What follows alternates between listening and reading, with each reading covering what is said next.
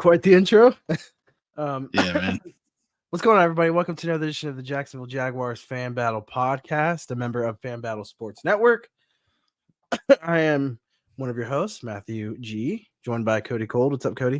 What's going on, everybody? Listen to this. It's 8-bit. All I do is win. Who's going to sue us? T-Pain? Sounds like you recorded that off of the radio with your up, and they stay there. Up, down, up, down, up, down. That's all I do is win. Wow, out. Wow, there's a little bit more. Yeah. What's up? Okay, it starts to get annoying right there. So thanks for joining us tonight. It is week 4, Victory Tuesday. Yeah, we like that. But we'll dive right into it. We'll dive right into it, and we're gonna try to keep it short and sweet and to the point. Because I think what happened this week was kind of what was supposed to happen, right? Next week is probably going to be a bit more of a test. Also, Cody, I'll let you share our special show that we'll be having this Sunday. A little sneak peek. What's his name? His name is David. I'm not sure how to say his last name. Myring, Myring. He's been to the last 10. Well, I guess was this our 10th time? Yeah, it's our 10th time in London, right? So he's been to the last 10 Jaguars games in London, and he gave out the Duval chant, the first one, at the Falcons game. So yeah, he's got some experience over there, and so does Danica. She went. We would have invited you on this one, but we know that you probably want to share your experiences on First and Teal. I'm looking forward to that episode. Yes, doesn't mean that we still can't bring her on later to talk about it. So we'll tuck that one away for later. But anyways, so yeah, this was week 4, the week that was. We played in London against the Atlanta Falcons, who the Atlanta Falcons started off pretty hot in the year. I think it was smoke and mirrors. I think everybody kind of assumed that they were playing above their skill level. And they say again. So who did they beat? I don't remember. Who did they beat? Yeah. Gosh, they beat the Panthers. Yeah. Yeah. Good the Panthers. That was kind of yeah. Packers was an interesting one because the Packers are another one that's they started off. Are they 2-2 as well? The only Packers game the only one I caught was the Lions game. Yeah, the Packers are 2-2. So nobody's beating the Lions right now. They're crazy. No. So I think I still think the Falcons are better than what people were expecting them to be, especially with Desmond Ridder being given the reins to the offense. But Robinson, man, that guy has been a baller for them in the backfield. I was expecting him to do much better for some reason. I mean, he still went over the century mark, but I don't feel like at any point in time in the game we, let him tear us apart. I don't know what. So there's a guy on Twitter. He goes by Jaguars script writer, and he called Bijan Robinson a TikTok superstar because he will put you on a TikTok highlight, but then the Falcons don't win the game. And I think that's pretty accurate. He's good. That's exactly what happened to Chad Muma, dude. I was like, his poor ankles. His ankles are probably still in the field. Yeah, he had his moments. But like I said, I don't think there was anything that impactful because we got the win. Michael Newsom from YouTube says he spelled Jaguars wrong with a G. Are there for back-to-back games? How long till they just never come home? I don't know. That narrative is so it's such a cliche, man. But it's worse than the mayo one because Titans fans actually do eat mayo. It's never serious. I feel like okay, yeah, there is a strong London connection with the Jaguars. You could obviously say that, Yeah. but and he thinks that we didn't catch the joke. That's cute. Anyway, I didn't spell it wrong. Y'all the gags. anyway, so yeah, we're getting like 0 primetime games like normally or whatever, but this season we got a couple. People were thinking our Monday night football game might get flexed out with the Bengals, and because the Bengals. Who would have thought? But out of all the other teams, the Jaguars have been in London the most. Yeah. And I mean, we've pretty much made our peace with it. The new stadium's getting built here. The talks are going into that. Whatever, the renderings look phenomenal, so I'm not worried about it. Yeah, no, it's funny. Like that's been a narrative for so many years, and yet there's been several other teams that have actually left their city, and yet for some reason people still want to talk about the Jaguars leaving. Like the Chargers, they left. The Raiders, they've left. The Raiders, insane. Here we go. Danica says, "I said in the dedicated Jaguars fan section, it was anything but." Yeah, I've heard that. I've heard there was a perception that Jaguars have this massive fan base over there in London, but maybe that was the case the first couple of years. But now that there's been several teams that have been cycled through there, I think first and foremost, people are there just for the entertainment. Yeah, it seems like a secondly, novelty act is the word I would use to describe it for English fans.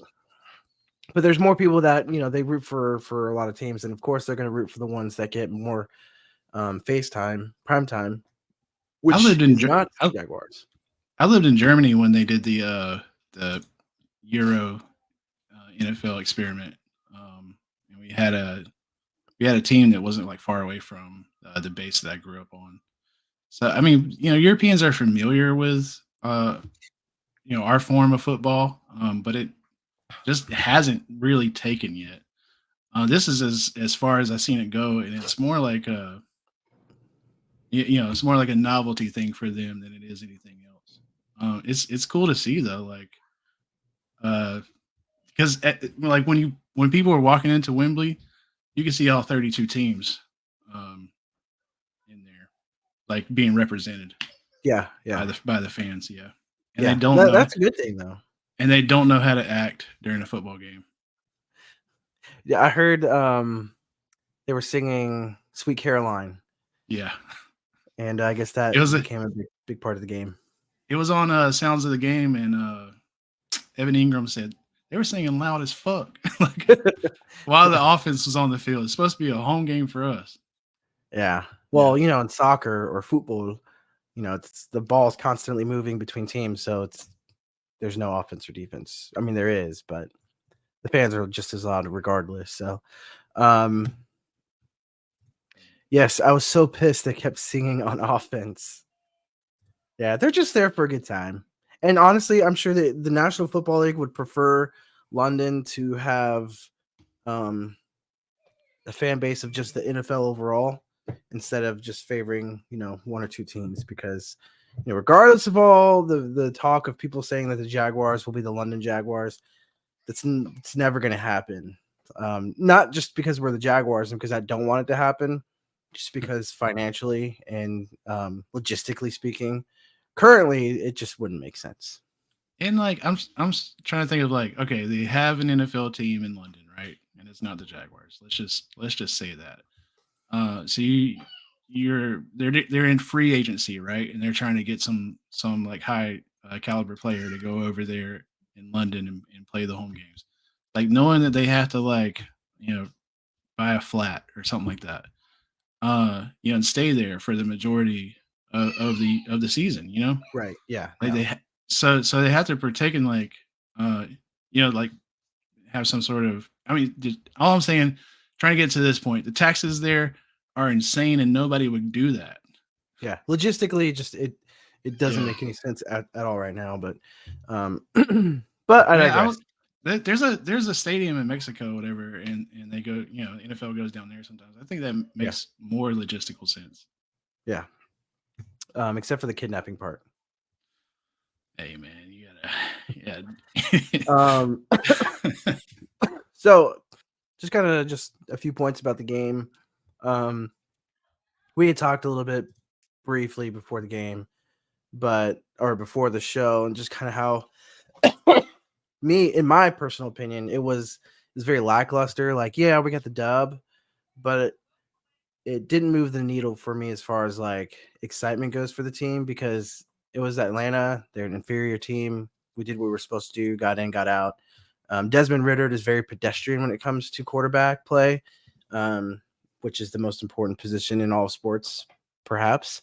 I think We Desmond were Ritter look better than Daniel Jones out there. So Daniel Jones, man, that guy is having a year, and it's not a good one. No, so coming out of it, yeah, I was super excited that the defense took advantage of what was given to him. I don't think that we're some sort of elite defense, but it was nice to see that they looked well coached. They were there. They were where they were. They were making the plays that they were supposed to be making. And it's interesting. I didn't know this, but Josh Allen is actually, I think he's tied. He's tied for the NFL lead with 6 sacks. Isn't that crazy? Yeah, I knew that. And yet, coming out of that game, I still feel like that's our biggest issue on our team right now. Oh well, I guess the offensive line is pretty bad, but our pass rush. Where the heck was that against the 5th string Texans offensive line? Like, what? Well, no. Okay, so like Texans fans started filling our heads with like, we're a terrible team, whatever. We're in the middle of a rebuild or whatever. We're picking up offensive linemen on the street. You can't keep saying that. You can't keep saying that your offensive line is bad if nobody's getting sacks. If Josh Allen, the NFL sack leader right now, that's sharing that with T.J. Watt and Khalil Mack, aren't touching you, then yeah, you can't keep saying like, oh, this is a trash offensive line. Something's going on. Like they played the Steelers, and T.J. Watt didn't get a sack either. So yeah, it's not a trash offensive line anymore. Yeah, but the Desmond Ritter thing, I just want to bring this up. 19 completions and then 31 attempts for 191 yards, 1 touchdown and 2 interceptions. Trevor Lawrence, 23 completed passes or whatever, 30 attempts, 270 yards, 1 touchdown and 0 interceptions. That's why it looked the way that it looked, and that's why it felt the way that it felt, is because our offense just wasn't really moving the needle as much as it should be, in my opinion, or whatever. And I'm still blaming that on Press Taylor. Yeah, and I don't know if I'm ever going to come off that bandwagon, dude. Because well, there's some people that would be like, oh, they blame Trevor or whatever, right? And it's like, no, you can't. Yeah, they blame the offensive line. We get Cam Robinson back for the Buffalo game coming up, and I just feel like our offense is still gonna, look like this. And it's like, it kind of reminds me of, like, I'm a Georgia fan, so we have Mike Bobo. Mike Bobo runs the same style of offense, and you're just like, please, just like, we'll win games and it'll be close, or whatever. But the talent is just immensely on our side. It's like, why? You could air it out. You could do what the Dolphins do. I mean, I feel like they can. I feel like that's a possibility. I feel like when you have an elite quarterback like Trevor Lawrence and things like that could happen. But and especially against like this down Falcons team, Yeah. Like, why are we playing so conservative? Like that really it bothers me. It's like, and then we get these wins, like we got the one against the Colts, and we got this one where like you walk out of the building like, okay, you got it, but it's like, it doesn't really feel too good. But yeah, the defense played amazing, lights out. Like, and I got some I shared week 4. So Josh Allen, NFL sack leader, shared with T.J. Watt and Khalil Mack. Khalil Mack got like those 6 sacks in one game, which was nuts, insane. Anyway, Andre Cisco is the 3rd highest safety graded by PFF. Darius Williams is the 1st highest graded cornerback in coverage by PFF. Foye Oluokun is ranked 4th in tackles made, according to ESPN, and then Trevor Lawrence is the 2nd highest graded quarterback according to PFF. So it's not like this team. We have a team. Like, we have a team. You know what I mean? But like when you walk out of that game, whatever, you're like, why wasn't that like 30, something or 40 something to 7? You know what I mean? And I guess that's why it feels like that to us.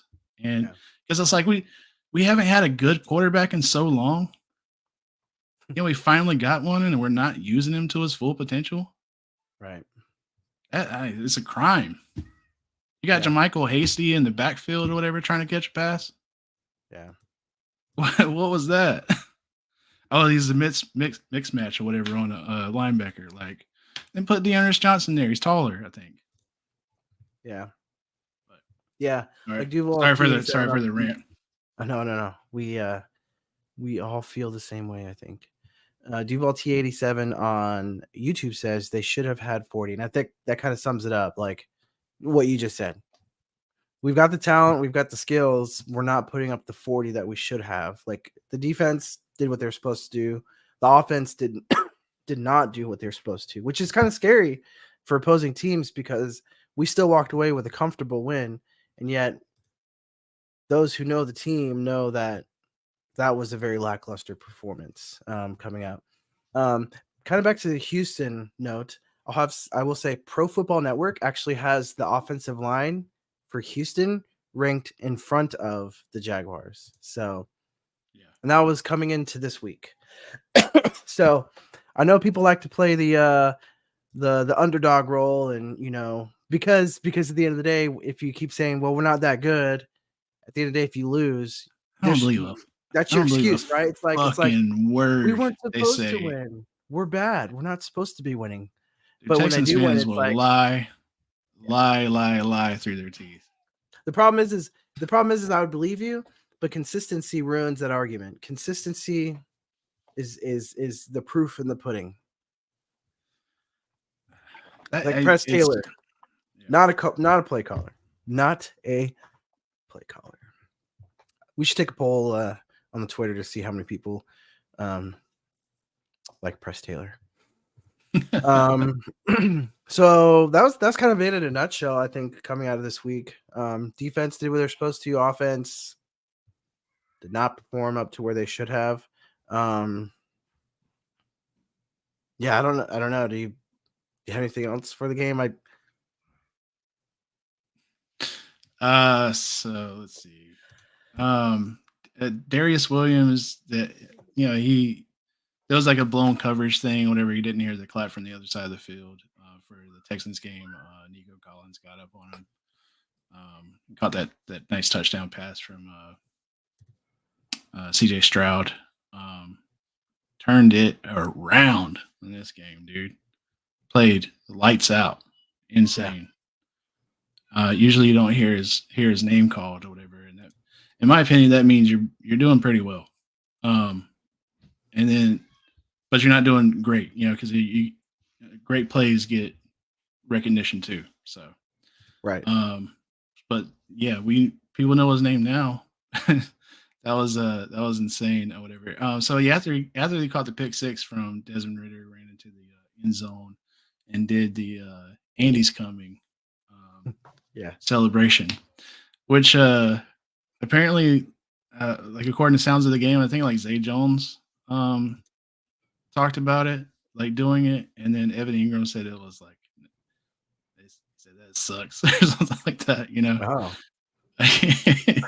Yeah, but then they ended up doing it anyway, and it was pretty awesome. And I want to give a shout out to NFL media for not posting that on Twitter and allowing me to, because that post took off. That was insane, and it wasn't even a great video. Like I screen recorded it and then cropped it through this one app, or whatever, and then posted it up, and you can still see like weird outlines on it. But yeah, man, that was awesome. Appreciate that. Someone drops the ball, someone else got to pick it up, right? And scoop and score. I kept on telling my wife will be doing something next to me on the couch while I'm watching football. I'll be like, listen, they're about to say scoop and score. Sure enough, they'll say scoop and score, and she's like, "Oh, I'm so impressed." I mean, right? She should be so impressed. I wanted to bring this up. So the Raiders are a dumpster fire. They don't, people don't know if like Josh McDaniels is going to continue to have his job or what that means for the Raiders team or organization. So there's talks of like, and this isn't super serious or whatever, but Max Crosby becoming somebody that could be available for trade. Oh, Right. I like that. I like And that. I was like, what would you give for Max Crosby? And I was like, I would give our first and You some give up change. I what? don't know. I said I would give up a first. I'd give up a first for Max. Yeah, I would. And one of the main reasons is like he's the only defensive player that I've ever seen get into Patrick Mahomes' head. And we have got to figure out a way to get over this Kansas City hurdle and beat them. And I think he would be insane on our defense. No, But I agree. But with that being said, though, they're in the top 10 highest graded defenders according to PFF again. Josh Allen and Darius Williams are in there. Are on that list. So our defense is already like pretty solid. Yeah, but we said the same thing this time last year. Remember?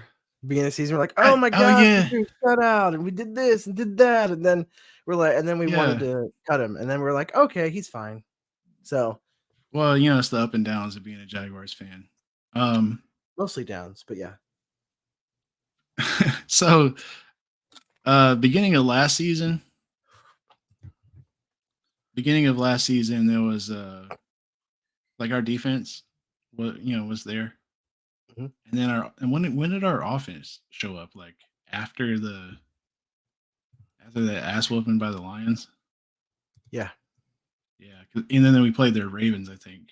And I remember thinking like, we're not beating the Ravens, Dude, I knew that was the first game I went to last year was the Ravens game, and I was like, we're gonna win. But that's you felt like, well, no, I knew, like, if you just looked at the body of like their makeup, the Ravens, like if you looked at all their games coming into our game, we were almost the exact same team as far as what the production on the field and the results. Because a lot of our games were very like, one or two plays, we win, right? But it was one or two plays and the other team won. The Ravens were the exact same team, except they were the ones with the one or two plays that got them the win. And I was just like, I think we're a better team. I think Lamar is overrated every single year. He's got some good talent around him this year, so we'll see. But I was just like at home.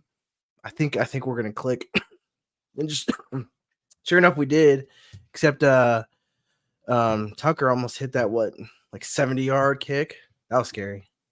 Yeah. I mean, it wasn't 70. I'm being exaggerating, but it was a super far kick that nobody else would make you think twice about except Tucker.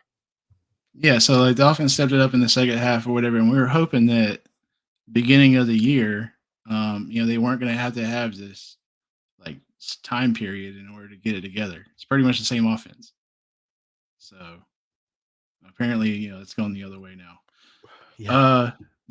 I'm going to get into like a lot of trade talks on Twitter, only because I don't feel like we got draft capital, right?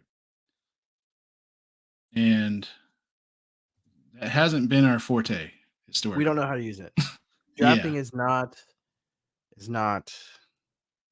So if something comes available, whatever, if somebody comes available and it even makes like remote amount of sense, whatever, and they could bring like talent to this already talented team, I'm gonna be like, give them a first, just do it.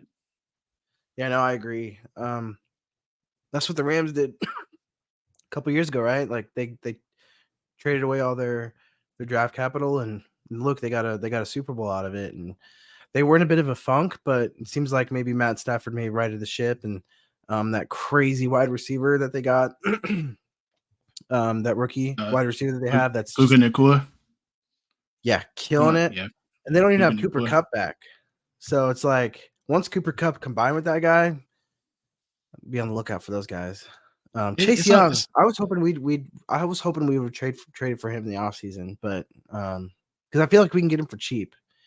Because anytime you have like a guy who's still on his rookie contract that and is a first round, especially number 1 overall pick, he's probably going to be available for cheap. So, and then Robert from Facebook says Max Crosby would be nice. Everyone wants out of Vegas.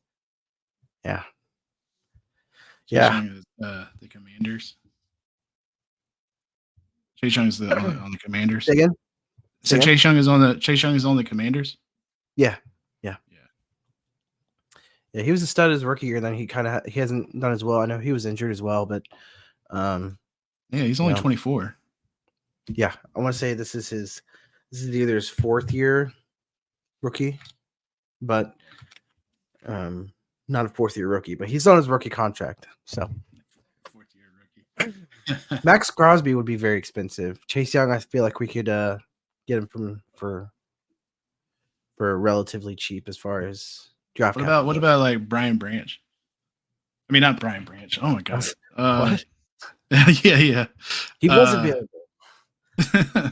No, I'm thinking the Carolina Panthers or whatever because they want a wide receiver. Chin? No. You talking about Chin? Jeremy Chin? No. He's like a linebacker. You're not talking about Luke Kuechly, who retired a couple years ago. No. Okay. Oh my god. Okay, Michael's right. 4th year, and they didn't pick up his 5th, so he's unrestricted next year. Okay. Well, they could always franchise tag him if they feel like he's still good enough, but you kind of pointed out the fact that they didn't pick up his 5th year. Obviously, they think he's not good enough, but I don't know. We didn't pick up Blake Brian Burns. Brian Burns, dude. Oh, right. Yeah. Excuse me. I keep coughing into the mic. I'm so sorry. Yeah, it'd be interesting. It sucks that we still we have to talk about trade, but the only reason I do it, man, is because like historically, like I said, or whatever, like we're just not very good at drafting. And if you're not like do something with it. You know what I mean? Like turn that into like play Madden. I don't know. You know what I mean? I wanted Burns, but I think they're going to work out. Yeah, they're probably going to end up trying to keep him, whatever, or you'd have to break the damn bank for him or whatever. So, I mean, I'd probably do the same thing. Max Crosby is going to have a high. People are invested into that, whatever, if that becomes available. There's a lot of teams that need. It's crazy right now. But it's just weird because like our defense is like so good, so far. I wouldn't say it's so good. I would say they took advantage. They're doing better than if you would have asked me last week, I'd have been like, dude, all these guys, what is going on? I don't think our defense is bad. I think, like I said, they're taking advantage of the opportunities that are presenting them. I don't know if they're necessarily creating those opportunities, but several times throughout each game, there's always an opportunity for the defense to, get a takeaway or something like that, and they're taking advantage of those. I don't know if necessarily they're creating all of those. So let's talk about. But I would say if we're gonna do anything as far as free agency goes, I don't think they're gonna do anything on the edge. Let's just be honest. Maybe Melvin Ingram might be an option, but I don't think they're going to do anything in free agency. I would like to see them pick up Leonard Fournette. We need a bruiser between the tackles, because it's not after ETN. There's a massive gap as far as talent goes, or maybe not talent, but just as far as production on the field goes. There you go. Leonard Fournette. I'm the guy's biggest fan. Leonard Fournette is still floating out there as a free agent. I still think he has some left in the tank, and I don't know. I'd like to see him. Like he'd be our 6th or 7th running back. No, he would immediately go to the 2nd. It would be ETN is number 1, and then Fournette would be our bruiser. We just don't have that bruiser. I mean, maybe they think they have it on there, but it's not showing up on the field. So I think that's more realistic. I'd like to see them pick up Melvin Ingram, but I don't know if that's going to happen. Let's talk Is about the he even Bills a little bit available? before we get out of here. Is he even still Wanna do that? available? Yeah, I think he's on the couch somewhere. Oh, he is a free agent. Nope. Yeah. 13. Oh, here we go. Cam to Bengals for Trey Henderson. He had 13 sacks last year. I met him 2017 training camp. Oh, Fournette. I liked him. It was sad to see him go. I'm glad that he went and got a Super Bowl though. Good for him. But yeah, so transition into let's see what he has to say real quick. Are y'all did he just change? Oh no, he just moved from YouTube to Facebook. Are y'all excited to be looking up at the Titans toasting spoons of mayo in first place after the Bills dominated on? Oh man, that's kind of funny. I'm not even gonna. Michael, I appreciate your comments and your interaction. Suck it. And let's talk about the Bills. Defaulty 87 years. Yeah, so this next week should be interesting. Week 2. I think we have an advantage coming to the game, a very obvious advantage. Not only do we have the experience of playing in London and the traveling, but we've also been there for a week already. So our players have been able to transition into some more routines. And we've talked about this before, that at this level, this elite level of play, routines make a huge difference when it comes to performance on the field. You know, it's those little things that can make the difference in a game. And I think the Jaguars being able to implement routines for their players, I think that'll huge, massive advantage. And then I think obviously coming off of a win, the Bills are coming off on a win as well, but I think they'll be hyped and ready for the game. It'll be tough, man. That Bills team put it to the Finns. I think I've said this before, and I think Tua Tagovailoa is super overrated. Super overrated, in my opinion. I think the whole team is super overrated, but we're not talking about the Dolphins. We're here to talk about the team in front of us, the Buffalo Bills. They still jumping through tables over there? Yeah. Yeah, man. They, that's their thing or whatever. They do that. They do that everywhere. Last time the Jaguars played the Bills in London was in October 25, 2015. And it was the Jacksonville Jaguars walking out there with a dub. Score was 34-31. Blake Bortles, right? Yeah. I feel like in our rivalry against the Bills, like we've had a pretty decent leg up. There was a game where Josh Allen got a sack on Josh Allen. He got an interception off of Josh Allen. But that wasn't. He got a fumble. Last year. Yeah, that was last year. Yeah. All in the same game. Yeah. So who really is the better Josh Allen? I think we've already solved that. So Josh Allen, our Josh Allen, Jags Josh Allen, the real Josh Allen, his @ on Twitter is Josh Allen 41. Josh Allen, the quarterback for the Buffalo Bills, his @ is Josh Allen QB. You don't have to. If you were the real Josh Allen, you wouldn't need to put QB next to your name. You know what I'm saying? QB1. Yeah. So yeah, man. I don't know. For this one, I feel good about it. Mainly because of what you said. It's just a preparation. We're already there. Acclimated. To the weather, the altitude, the foggy British air. The beans and toast ain't gonna be bothering them anymore. They're there so long. They're getting accents.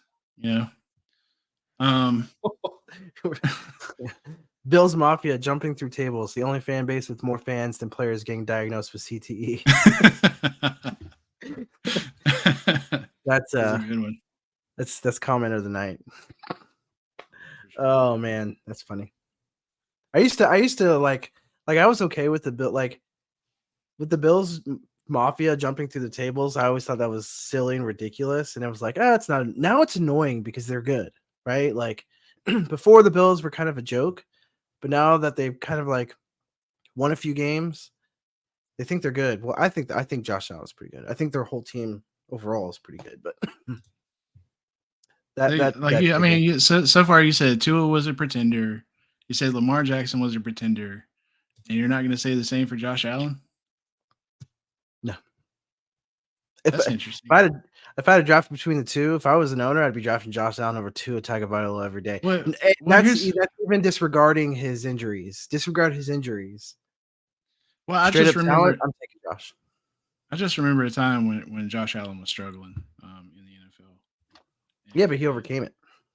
Yeah, and it was like, with Sam Darnold or with Zach Wilson, and they were in the same category, But yeah, he did overcome it.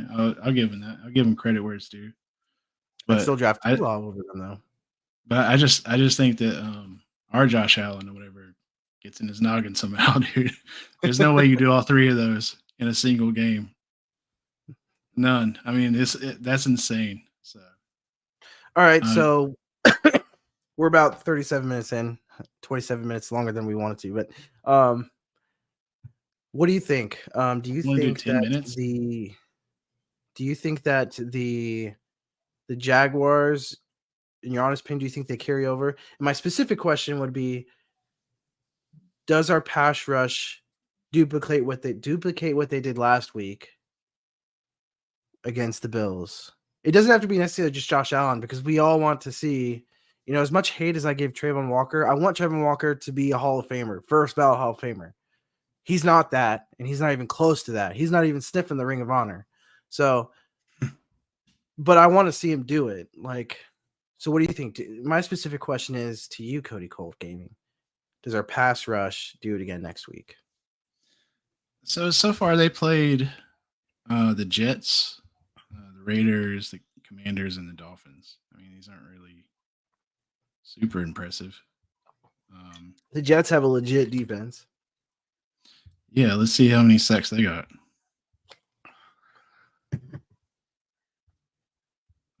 1, 2. It's so tough 3, to say though, because from week to week, 4, against Houston we got 5, 0 sacks. 5 sacks against Josh Allen, and then they. Who did? The Jets. Yeah. Yeah.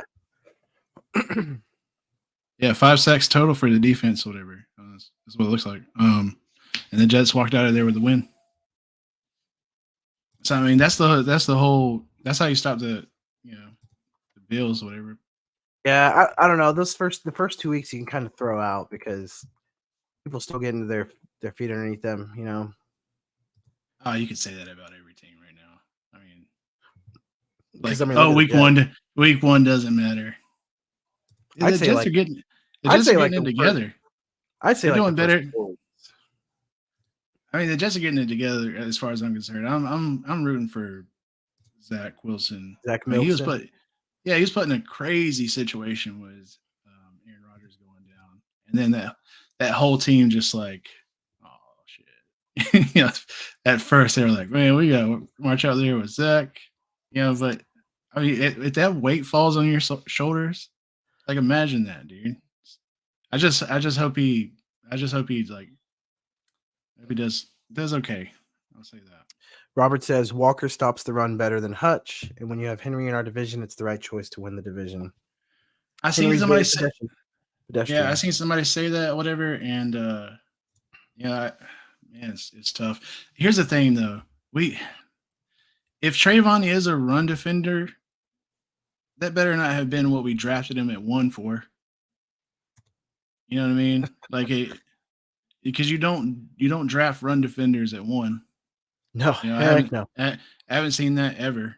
No, they drafted him to be a Swiss Army knife. That's what they drafted him for. Yeah, and hopefully, I don't know how many times we're gonna have to say this. Like, he could turn out to be that. You know what I mean? But Yeah. You know, if ultimately he's not, move him inside or whatever, and then get somebody else. Yeah. To be a pass rush person. So, yeah, that's like the only knock that I have against him, whatever. And it's not his fault. You know what I mean? It is just it is. But God, dude, Jags fans get so annoying with that Aiden Hutchinson shit. You know, Trayvon Walker is only 1.5 sack behind Aiden Hutchinson right now On the season or on the career? on the season. This very, very young season. Yes. Yeah, this very very young season with their kids. I gave them, give everybody the benefit of the doubt in their first year, right? He's the only one who could take Henry's stiff arm and take him to the ground. Yeah, but the problem is Henry is. I said it to other people behind closed doors. Henry is very pedestrian, I think, this year. So far, I mean, things could completely change, but so far, Henry is very pedestrian. Pedestrian meaning he's pulled back to the pack. I'd say he's on par with pretty much any starting running back in the league. He's still a starting caliber running back. I just don't think he's that head and shoulders better than everybody else running back.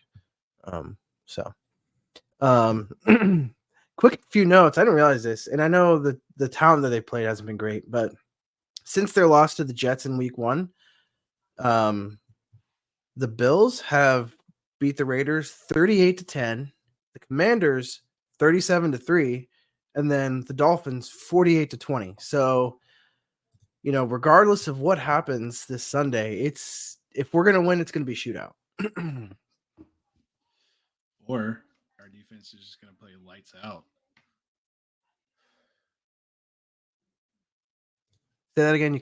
You drifted out. I said, or our defense is just going to play lights out. And then, I hope so. and then the Jags are. I don't know. It's Press Taylor calling the offense. So, I say Jags by 50 a lot because it's funny. It's hard to say that with Press Taylor calling the plays. So, yeah, man, I just see our defense giving them fits. The way they're playing right now, nuts, stellar, insane. So, I don't think they score that much on us.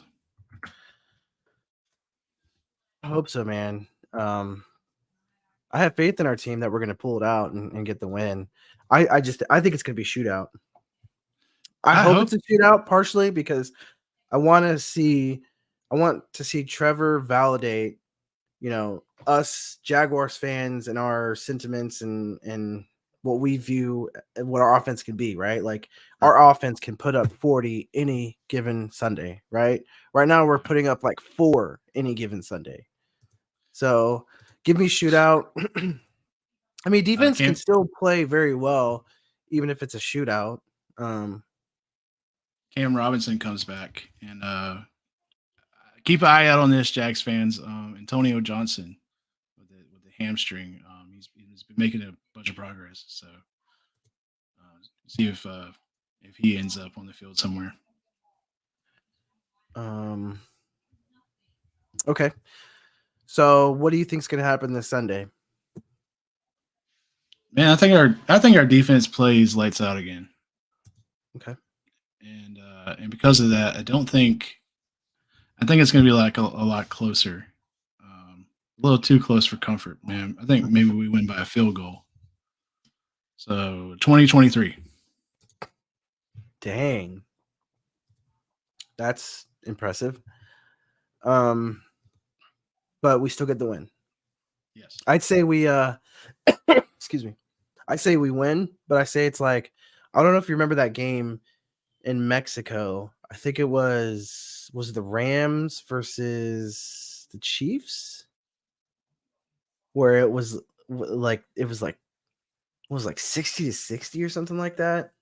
I don't remember. Maybe the chat can help us out there, but I feel like it's gonna be like that game where we're looking at 40 plus points on each side. I say we win 42-35. Oh, Robert has a good point. They don't have Tre'Davious White. They're CB1. We got to take advantage of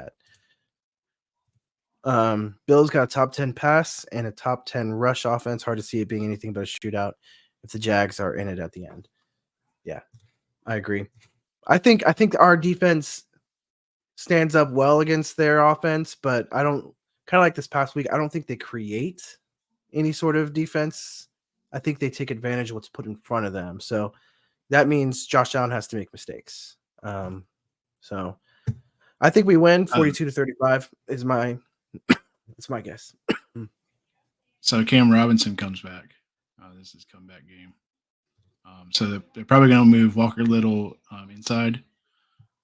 And, have they said yet whether he's starting? I mean, no, yeah, speculation. I was just guessing. Oh, but yeah, he is coming back from a suspension, and he is was our starter or whatever. So hopefully, because the offensive line needs something. They didn't do too great. Yeah, what a great year this has been for Cam Robinson and his stock with the team, right? Like for him to sit out.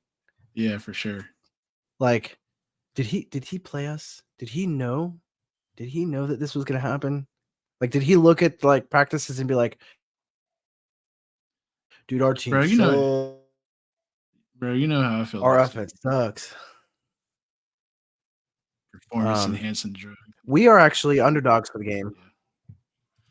Yeah, I say like give all athletes performance enhancing drugs, dude. I don't want to see like just monsters on the field.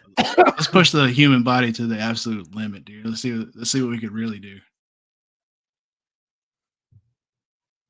Well, any final notes? No, man, I'm good, man. Beat the Bills, go Jags. Awesome. My final thoughts are tune into the special show when Cody talks to our London fan that was at the game. But other than that, everybody, I appreciate you guys hanging out with us. Michael, Robert, Duval, T87, and everybody else that has chimed in with some comments. We really appreciate it, regardless of how the IQ level of those comments. I'm looking at you, Michael. Just kidding. No, we really appreciate all the comments. It makes the show a lot easier for us, more entertaining for everybody else involved as well. We're the Fan Battle. We're part of the Fan Battle Sports Network. At the bottom, you can see fanbattlesports.com. There you can find content from our team as well as from other teams within the AFC South, as well as one of our new shows with the Texas Longhorns Network. A lot of really good stuff there. We're live every Tuesday at 8. I just froze, didn't I? Yeah, a little bit. Yeah, we're live every Tuesday at 8 o'clock. But again, we're going to have a special show. Follow our Twitter, follow all of our social media so you can keep track of all the fun stuff that Cody puts out on our Twitter, as well as you'll see the time for our special show this upcoming Sunday where Cody interviews the London Jaguars fan. And I think they're going to have some crumpets and tea. But anyways, it's been real, guys. Appreciate y'all hanging out. Duval out.